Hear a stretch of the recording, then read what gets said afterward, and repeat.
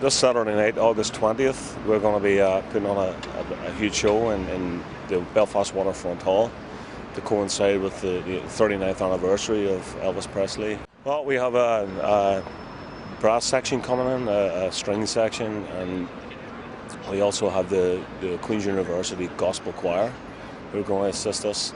And the first half of the show is basically the gospel according to Elvis, focusing on Elvis's gospel recordings, which are the only Grammys that he ever won in his career, and it was for gospel music. And then the second half, it's Elvis Rocks, and we're hoping to raise some money for Cancer Lifeline in the process. I got into Elvis when I was about 6 years old. Just saw him on television, and the funny thing was, people asked me, "Oh, it was passed on to you?" But it wasn't. My mother didn't like Elvis, my father didn't like Elvis. So there was no Elvis's records at home.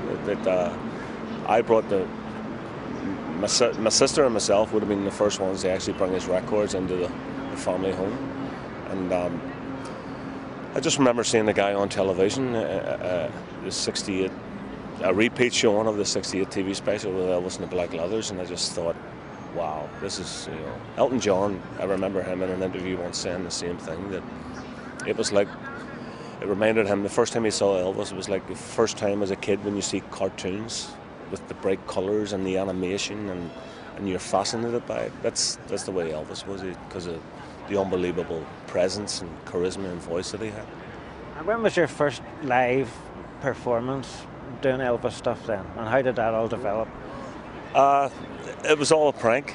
It was actually my aunt who had only heard me singing. The only time I'd sang was at a private family gathering, way us Irish do. We go around one by one, sings a song each, or at a wedding, family wedding, but never, in the general public. And I was at the Belfast Dockers Club, and with my aunt and my wife, and they had set me up. Basically, did this prank that I knew nothing about, and to get up and sing with the in-house band. And the entertainment manager afterwards, Brian McCann, approached me and said, "Are you a singer, kid? Are you in a band?" And I didn't even smoke, Gary, but I remember trying to purchase cigarettes out of the machine and dropping the coins all over the floor, wet as a sheet and shaking like a leaf, and trying to get the cigarette in my mouth. And I explained to him what had just happened, and he said, "Really? That was your first time singing in public?"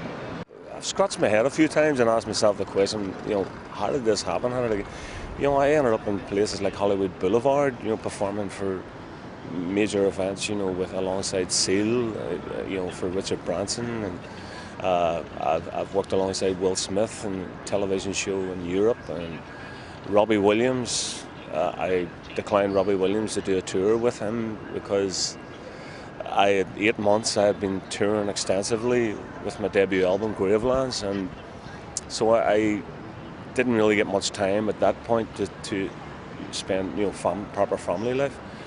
So TFI Friday, a lot of TV shows, and Miles Copeland took me out to America and to promote the album, and did a whole lot of TV shows out there. And it's just, it's all from a prank, and I'm really thankful for the journey, the ride that I've been on, and met some pretty amazing people. And I think I was more excited about the people that I was meeting. People like Robbie Williams coming to my dressing room to shake my hand, to tell me I'm a fan, and Will Smith, and it's just an amazing ride, and hopefully I don't want it to end yet, obviously. I've got other things that I want to do. Next year is actually the 20th anniversary of Gravelands, so I'm contemplating at this moment that I have a list drawn up of tracks for a new album to get out there again, and then eventually, nobody knows it better than me, Gary, that we all get older, and all that moving around on stage can take its toll. I'm a grandfather of 4 kids, and so I'm eventually, I'll always, I love Elvis' passion for his music that much. I'll always incorporate his music into whatever I'm doing, but I eventually want to, do some original stuff and put a normal album out just under my own name.